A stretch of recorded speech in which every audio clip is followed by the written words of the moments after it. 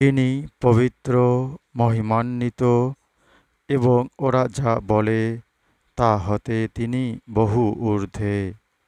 সপ্ত আকাশ, পৃথিবী এবং ওদের অন্তর্বর্তী সমস্ত কিছু তাঁরই মহিমা ঘোষণা করে এবং এমন কিছু নেই যা তাঁর স্বপ্রশংসা ও মহিমা ঘোষণা করে না।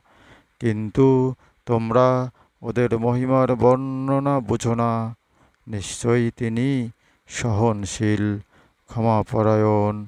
তুমি যখন কোরআন পাঠ করো তখন তোমার ও যারা পরলোকে বিশ্বাস করে না তাদের মধ্যে এক প্রচ্ছন্ন পর্দা রেখে দেই। সূরা বনী ইসরাঈল আয়াত ৪৩, ৪৪ এবং ৪৫।